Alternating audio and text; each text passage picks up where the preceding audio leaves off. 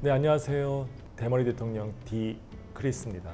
자, 오늘은 두피 문신이 굉장히 커졌잖아요. 그래서 두피 문신을 배우려고 하는 분들을 위해서 제가 좀 궁금한 것들을 제가 이렇게 질문들을 좀 받아서 거기에 맞는 제가 알고 있는 상식선에서 좀 답을 좀 해드리려고 합니다.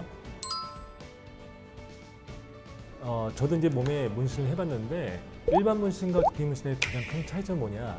일반 문신은 정말 이쁜 그림을 그리는 거고, 그러니까 색소를 가지고 이쁜 그림을 표현하는 거고, 두피 문신은 머리 이쁜 그림을 그리는 게 아니라 실제로 머리처럼 표현하려고 하는 거거든요. 그래서 니즈가 좀 틀리다.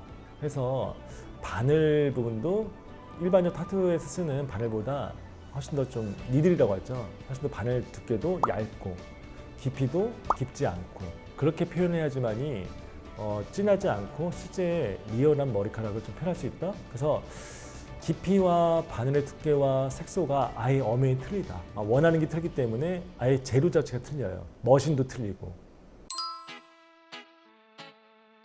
저죠. 그러니까 이게 사실은 제가 유튜브에서도 많이 이야기를 했지만 저 또한 타투이스트도 아니고 반연구를 했던 사람도 아니고 저는 오랜 기간 동안 탈모를 오랜 기간 동안 겪었거든요.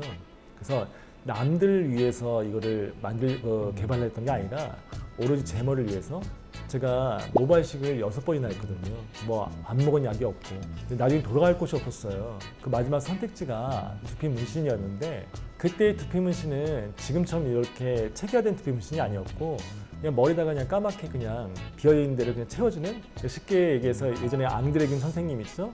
뭐 그런 거의 어느 정도 수준? 실제로 남들을 위해서 하려고 했던 것보다 제가 좀 탈모에서 벗어나고 싶고 완벽하게 좀 탈모인 거를 모르게끔 살고 싶어서 선택했던 마지막 선택지가 두피 문신이었던 거예요. 근데 그게 제가 좀 전에도 얘기했듯이 제가 이걸 좀 본격적으로 좀 제 머리를 하려다 보니까 찾아보다 보니까 전혀 없는 거예요.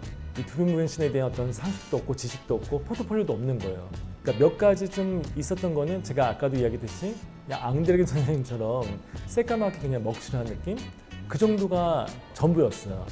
그래서 내가 내 머리를 맡길 수 있는 곳이 없겠구나. 내가 직접 전 세계에서 나온 색소를 전부 다 내가 구입을 해서 내 머리에 좀 테스트를 해봐야겠다 해서 이 사업이라는 거를 처음 제가 열기 전에 이미 제가 한 8년, 9년 전인가 그때부터 제 머리에 임상을 하기 시작했던 것 같아요. 세계에서 나온 색소를 가지고 바늘도 바꿔보고 저는 전문가 아니었어요.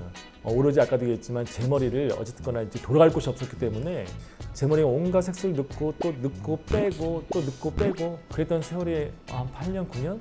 어느 순간 되니까 그게 사람들이 이제 몰라봐 주더라고요. 저도 이제 만족을 하고 있고 그런 삶의 질이 바뀌고 있더라고요. 그래서 나 같은 분이 또 혹시 있지 않을까 싶어서 어쨌든 처음에는 가볍게 시작했던 건데 저 같은 사람이 생각보다 너무 많았던 거예요. 그 아마 최초 그 영상이 유튜브에 올라가 있는데 이쁜 대머리로 살래요? 조선일보 기자가 저를 이제 취재하러 와서 당겨진 영상이 아마 최초 영상일 거예요. 그 영상을 보고 많은 분들이 제가 한 이제 제 모습을 보고 저 정도면 나도 좀 배워보고 싶다. 저 정도면 분명히 사람들이 만족할 수 있을 것이다 라고 해서 그때 이 사람들이 저를 찾아오면서 두피 문신 아카데미가 처음 설립되면서 이렇게 시작이 된 거죠. 두피 문신의 앞으로의 전망 어마무시합니다. 이 시장이 가장 큰 특성이 뭐냐? 이 시장은 단순히 저는 뷰티라고 생각하지 않아요. 뷰티와 그다음에 아트와 그다음에 치료가 접목되어 있는 아이템이라고 생각을 해요. 저한테 이 머리카락은요 단순히 미용이 아니었어요. 저한테는 자존감이었어요. 그리고 치료 이야기를 제가 들었잖아요. 이건 어떤 한 부분이 정신적으로 좀 이상한 쪽으로 이렇게 정신병이 있다는 게 아니라 뭔가 남들이 쉽게 할 수 있는 것도 쉽게 못하는 거. 쉽게 해서 수영장을 물가에 가는 것도 한번 놀러 가자 했을 때 난 한 번 더 생각을 해야 되는 거. 애들이 물에 빠뜨리면 어떡하지? 만약 휴양지 놀러 가도 바람이 불면 어떡하지? 비가 오면 어떡하지? 거기 잠자는데 혹시 시체가 이 베개에 묻어나오면 어떡하지? 가발 쓰시면 가발이 돌아가면 어떡하지? 뭐 별별 상상을 다 해요.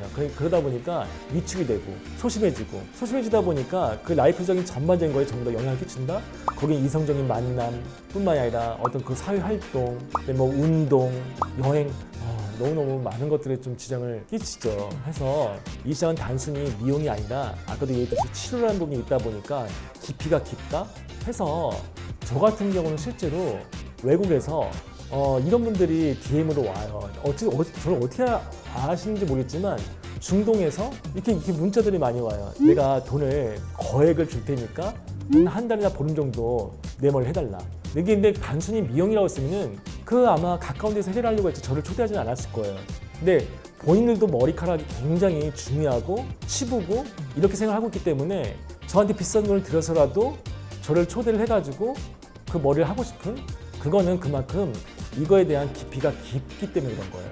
우리가 아까도 얘기했지만은 머리카락을 손질한다고 해서 잘하는 사람 있다고 해서 외국 사람을 초대하거나 거기다 큰 비용을 쓰거나 그렇게 하는 경우는 별로 없잖아요. 왜?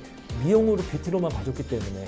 하지만 이거는 하나의 큰 치료라는 어떤 그런 깊이가 있기 때문에 그 폭도 깊다. 그 말은 뭐냐면 금액 단위가 리미티드가 정해져 있지 않다. 어떤 친구는 그 비용을 내는 데 있어서 몇백을 내는 친구도 있을 거고 어떤 친구는 그 비용을 내는 데 있어서 1억을 줘도 아깝지 않은 친구가 있을 거고 그래서 그만한 가치가 있는 사업이다. 그러니까 폭도 넓고 깊이도 깊은 거죠. 그래서 이 사업은 정말 이런 사업이 없죠. 또 하나 뷰티문신의 가장 제가 큰 메리트가 뭐냐. 세상에 나가면 돈을 벌 수 있는 어떤 기회들은 많겠죠. 하지만 전 이 일이 가장 좋았던 이유는 뭐냐면 보람이었던 것 같아요. 같은 돈을 벌면서도 뭔가 그 사람한테 행복을 줄 수 있는. 왜? 저는 이거를 고객님이 이야기를 저한테 안 해줘도 저는 알아요. 왜? 내가 이걸 받고 너무너무 난 기분이 좋았기 때문에. 이건 이루말 수가 없어요. 제가 정말 예전에 탈모했을 때 창문을 열고 흡연을 하나 하더라도 창문을 열지 못하고 흡연을 했거든요. 누가 그 잠깐이라도 볼까봐. 근데 정말 창문을 열고 음악을 틀고 시원하게 한번 바람 한번 맞는 거? 이 기분은 어떻게 표현이 안 되죠. 그건 너무너무 환상적인 거죠. 그래서 내가 하는 이 행위가 결국 어떤 누군가한테 새 삶을 찾아주고 새로운 도약을 만들어주고 할 수 있다는 그 자체가 얼마나 뿌듯하고 얼마나 기쁜 일이에요. 저는 이 일에 그만큼 집중할 수 있었고 이 일을 그만큼 메리트가 있고 할 수 있었던 가장 큰 원동력은 전 사실 이 보람이었던 것 같아요. 보람도 느끼면서 돈도 벌면서 그리고 어쩌다 보니까 저런 사람이 유명해지다 보니까 생전 못 가봤던 미국에서도 초대를 받고 미국도 가 있고 이런 것들 정말 뷰티문신은 짱입니다.